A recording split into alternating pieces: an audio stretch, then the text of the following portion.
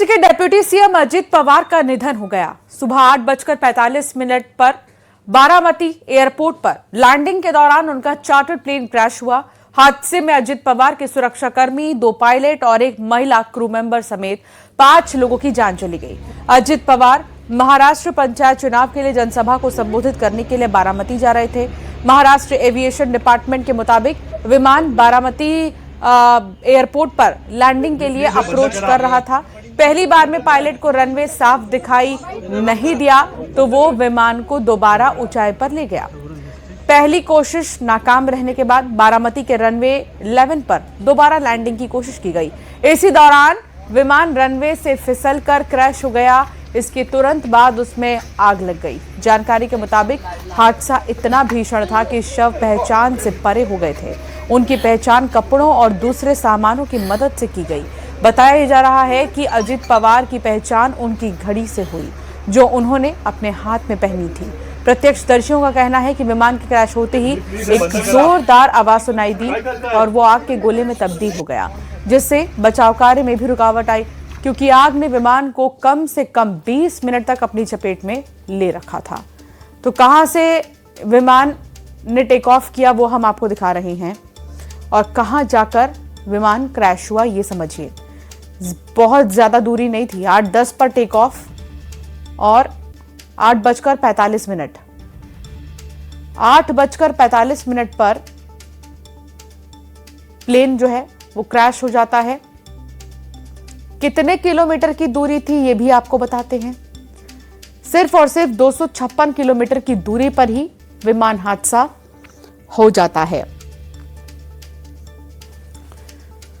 बारामती में 4 जनसभाएं होनी थी अजित पवार की। अजित पवार वहां जाने वाले थे, 4 जनसभाएं करने वाले थे, लेकिन इस बीच उनका विमान क्रैश हो गया, जो कि वाकई में बहुत ही ज्यादा दुखद है पूरे परिवार के लिए, राजनीतिक जगत में। और शरद पवार की तस्वीर आप देख रहे हैं। शरद पवार लगातार बातचीत कर रहे हैं, उनके परिवार के लोग एक दूसरे से मिलजुल रहे हैं।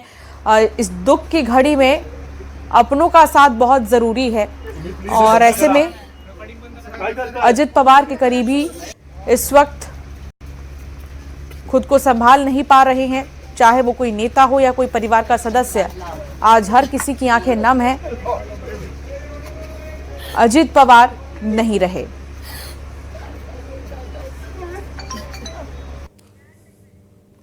अब 8 तस्वीर आपको दिखा रहे हैं। अजित पवार का जो विमान है वो क्रैश हुआ। बारामती में यह हादसा हुआ।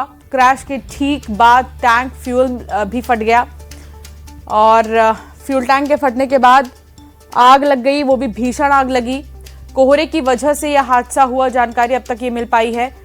पहाड़ी इलाके में जो विमान है वो क्रैश हुआ था। प्लेन में सवार 5 लोगों की जान चली गई है। हादसे की ये 8 तस्वीर आपके टेलीविजन स्क्रीन पर है। इसके जरिए आप समझिए कि अब तक क्या कुछ हुआ। बचाने की कोई गुंजाइश ही नहीं थी। यहां पर जिस तरह फ्यूल टैंक में ब्लास्ट हुआ उसके बाद तो मानो कुछ भी नहीं दिखाई दिया कि आखिर कहां से कोई जाए बचाने, क्योंकि जो प्रत्यक्षदर्शी है उनका ये कहना था कि 1-2 लोग जिन्होंने देखा प्लेन को क्रैश होते हुए वो दौड़कर आते भी है पास में, लेकिन जैसे ही धमाका होता है वैसे ही सब कुछ मानो गायब सा हो गया, कुछ भी नहीं दिखा। यहां तक कि जो शव वहां पर पड़े थे उनको पहचान पाना भी मुश्किल था। अजित पवार की घड़ी से पहचान हुई कि ये शव अजित पवार का है। इस तरह जितने भी अलग अलग लोग इस विमान में सवार थे उनकी पहचान उनके सामान के जरिए हुई है।